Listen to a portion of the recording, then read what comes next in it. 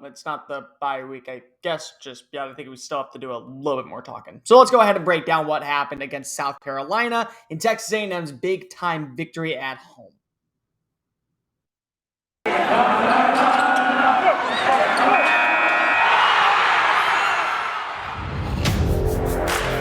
You are Locked On Aggies, your daily podcast on the Texas A&M Aggies. Part of the Locked On Podcast Network, your team every day.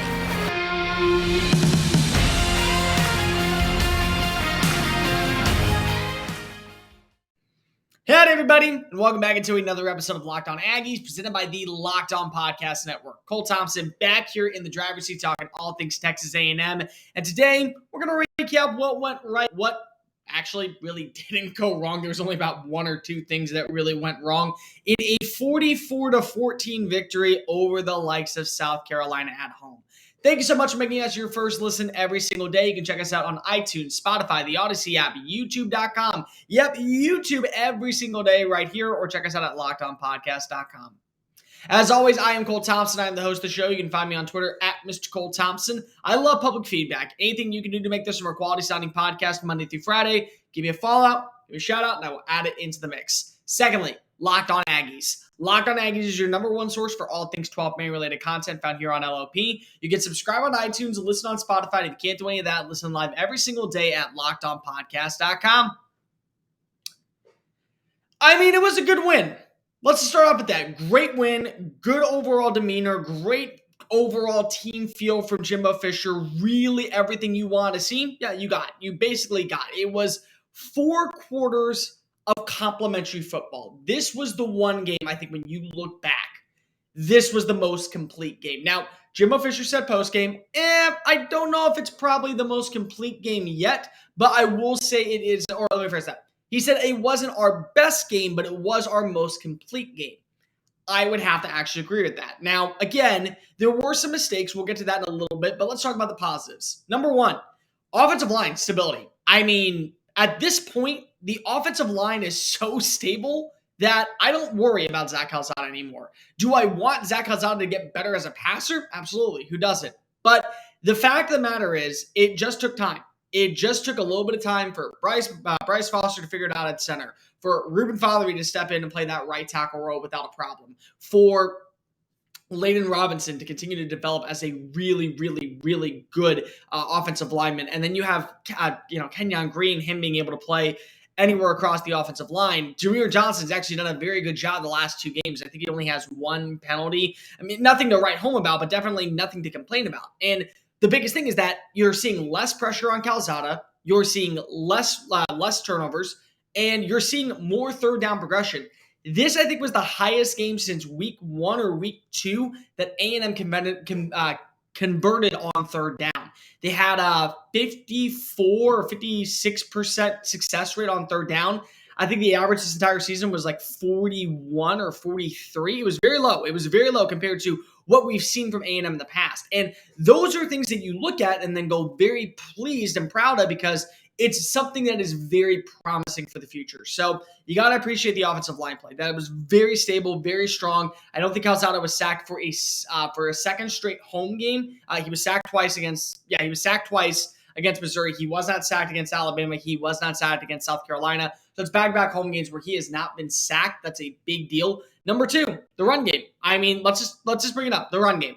It's fantastic. Devon Achane, Isaiah Spiller. It doesn't really matter which one you want to go to. Just get the ball in their hands. Literally every single time you get an opportunity, get the ball in their hands. Achane led the way with 154 yards. He averaged 7.7 yards per carry. Isaiah Spiller, really good bruiser, bulldozed his way, but he had 2 runs where his agility really did most of the talking. The agility, the ability for him to cut and quickly turn. And what was really impressive, it was a second down run, and you watch him in open field space. There was a good block by Jalen Preston, and instead of cutting it back in and trying to go up the field, he cuts back out, waits long enough for Preston to get the closing gap, and then it goes for another 15 yards. It's plays like that that show why, when there's a conversation, who's the best running back in the SEC? Spiller is second to none because of his patience behind the line of scrimmage, his patience in the open field. All of that is just so well balanced. It's very hard to contain. And more importantly, it's very hard when you look at to try to stop. And you can't do it behind the line of scrimmage. And in open field, it's just as dangerous. Then you throw in A-Chain, who, again, it's Devon A-Chain. I mean, every single time this kid touches the ball, I think that he could go for a touchdown. I really do. And I don't think I'm wrong for saying that because every single play, it feels like for a split second, it's moving that direction. It feels like we're trending in that line. We're trending towards that because of every single play. First defender misses, second defender misses, third defender misses. It takes like 3 or 4 defenders to get to him before he's finally brought down. That's an impressive feat on the offensive line, but that's really good vision from both of these guys. Back-to-back weeks is over 100 rushing yards. This is Spiller's 15th career 100-yard rushing game. That is monumental for A&M. I think this is his 5th of the season. He last week finished with a season-high 168 yards. This week, it's 102, but still scored a touchdown. Cushioned his blow. I think he's 781 total yards in the year. Don't quote me on that, but still, it's like number 2 in their number. It's either number 1 or number 2 in the SEC. I know that. Back-to-back 100-yard weeks is a really big deal as well. Almost 300 yards in the last 2 games. That's a monumental deal. Same for Devon A-Chain as well. I mean, literally, you flip the lid. One last week was 106. The other one was 168. This week, 154, 102. I mean, it's literally just flip the lid. Number 3, special teams. We got to get up for special teams. Nick Constantino did not punt until the end of the third quarter. And that was when I think at that point it was Zach Calzada's either last drive or it was Blake Bosa's first drive. So either way, he came in at the very end of the game. And on top of that, had 3 punts, all over 45-plus yards in the air. All had great hang time. And then let's talk about the other one. The punt return for a touchdown by Anaya Smith. The last few weeks, we've been seeing special teams really, really come close. Smith has been there like twice inside the 5 from returning it from like his 15 or not. And both of them were called back for blocking the back calls, for a holding call, for something negated, a very stupid play.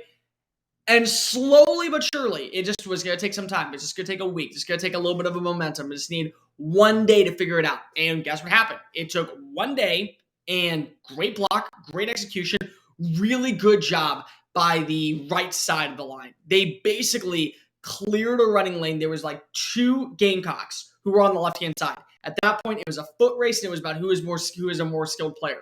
That point, it was very simple. Anaya Smith is one of the most skilled players in, I think, all of college football. I do think that right now he is playing at an elite level, the way that he's been able to get balls and the way that he's been able to make as many plays as possible with his legs, with his route running, with his special team skills. He's dangerous. He is a dangerous MO. He is a dangerous guy. I will have no doubt about saying that. So when I look at what a guy like what Spiller brought, he really set the tone for, I would say, most of that game. So that's a really big, big deal. This episode of Locked On Aggies is brought to you by PrizePicks. All right, any one of you who are in love with fantasy football, I got a deal for you. PrizePicks is fantasy made easy. I love this, and I know you will too. It's the leader in college sports daily fantasy. PrizePicks offers more than college football props for anyone in this offer that wants star players from Power 5 schools or mid-major programs. PrizePicks offers any prop you can think of, from yardage to touchdowns to interceptions, and you can pick up to 5 players with the over-under projections and win up to 10 times your amount of money. Plus, all users that deposit your first deal will make up to $100 back and 100% of a deposit match using the promo code LOCKEDON. Entries can be made in 60 seconds or less. It's that easy, and PrizePicks is very quick to be able to go ahead and find what you were looking for to get the deposit right back to you. So play fast, get your money fast. Start listening today. Use the promo code LOCKEDON at prizepicks.com to double your earnings in one quick setting. That's PrizePicks, daily fantasy sports made easy. Locked On Aggies, presented by the Locked On Podcast Network. Thank you so much for making us your first listen every single day. You can check us out on iTunes, Spotify, the Locked On Podcast Network.com. Whatever you get your podcast listening systems, go ahead and give us a listen. So let's talk about the negatives. Okay, let's start off with the first one. Calzada still is inconsistent. I think that, again, that Alabama game is going to go down in history as one of the greatest moments in college football history. And I definitely know it's going to go down in the record books as one of the greatest moments in A&M history. but we're still seeing those same similar problems. The interception, really badly thrown ball. Really badly thrown ball. Another one. And, I'll go back to that one real fast. Not only was it just completely, you were looking at one target the entire time, and then you force the football.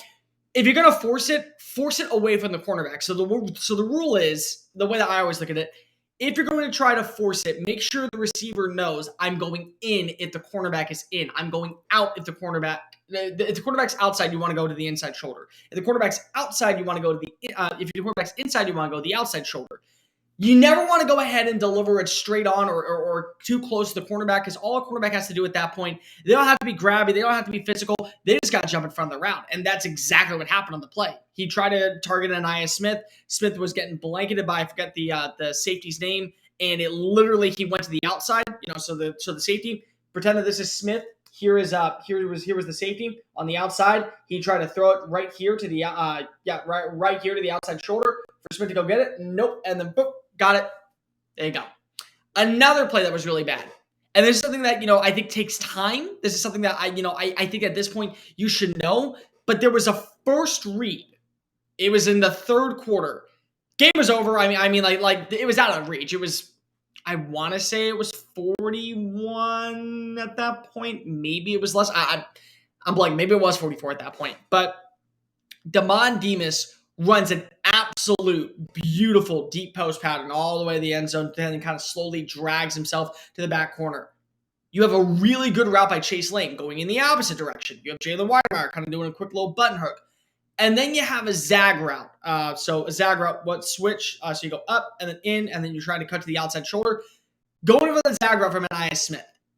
In a quarterback's progression, you go 1, 2, 3, 1, 2, get it out. You got to go through your progressions. First read, second read, third read. But you don't do this. 1, 1, 1, 1, 1, and then just go ahead and look that way. Because if that was a play where Demas was wide open, like the speed of Demas is amazing. And everyone's waiting for this kid to show why he could be a generational player at the wide receiver position. But the only way that works is if a quarterback targets you. Because if, again, there was one play, and this was a really, really great design play by Darryl Taking, a really good design play by Jimbo Fisher, where it was a man coverage situation, and it was a press man coverage situation. So cornerbacks playing low in a cover 4 set, going straight back, and Demas just wins off the line of scrimmage. Straight vertical pattern, just quick slant, and then fly up the middle. Guess what? If that ball is hit in stride, that's a 49-yard touchdown pass. Instead, it's a gain of 33 or 34 for Demas. Really nice catch by the wide receiver. Going, he has to turn his body to get to the backside shoulder. But again, it's one of those plays that's infuriating because you see what Calzada can do. I mean, we've all seen it at this point. And more importantly, we've seen him be able to beat the best of the best of the best. And you're going into a 2-game stretch after this to where you need to be playing your most significant football. I think at LSU, you'll be fine. Even if Calzada has a performance like this, I think you'll beat LSU with ease. You'll definitely beat Prairie View A&M like this. But you have to be able to go and finish the season strong with 2 more wins over Auburn and Ole Miss. That's the big key. Performances like that won't get it done. They 100% just won't get it done against those 2 programs. So you have to go ahead and make sure you make those right throws. The other one, and this is the other big deal, and again, I'm nitpicking on this, but defensively, the entire second team unit is very much showing why they're the second team unit. You have Tyreek Chappelle, who got to stay out with the second team because he needs the reps. You had Deuce Harmon, who played a little bit of nickel. He also played a little bit of dime. I think he played a little bit of outside cornerback as well at some point. He came in and he finished out the game as the second team defender. Both of them got an interception on Brad Davis, I want to say, or is it Jordan Davis? The South Carolina back. Jason Brown. There we go. Jason Brown. I can't believe I completely got that one wrong. They got 2 interceptions on them. Chappelle's was a really good play. Chappelle's was a really good read and react. Nice way to stay through the motion. Go ahead and get that pick. Really good job reading the quarterback's eyes. Really good job of beating the wide receiver. Harmon's was just a really awesome play. I mean, Harmon should not have happened. He just got his foot in bounds. The ball was kind of leading off of the South Carolina receiver. He kind of just grabs it as he's going out.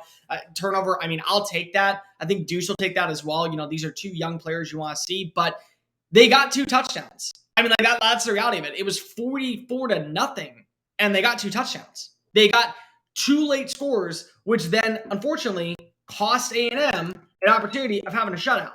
And you don't want to see that, not because of, there's nothing about the shutout. Shutouts happen all the time, but it's more so the fact of it's an SEC shutout. And this is a team that was having all the momentum underneath Zeb Nolan. This is a team that was having all the momentum after beating Vanderbilt. There's a lot that you like in what South Carolina was doing at the time. To be able to get that shutout is a very big statement. And again, this is one of these quote-unquote rivalries that you had to add because if there needs to be one in the SEC East and one in the SEC West every year, you kind of got stuck, kind of like Arkansas gets stuck every year with Arkansas. You kind of got stuck with South Carolina because what else were you going to do? You had to add two. I guarantee you that will change very soon to where you're not playing South Carolina every year for the Bottom Cup. But either way, that's not really the point of the story. The moral of this is that defensively, they allowed 11 yards of offense going into the third quarter.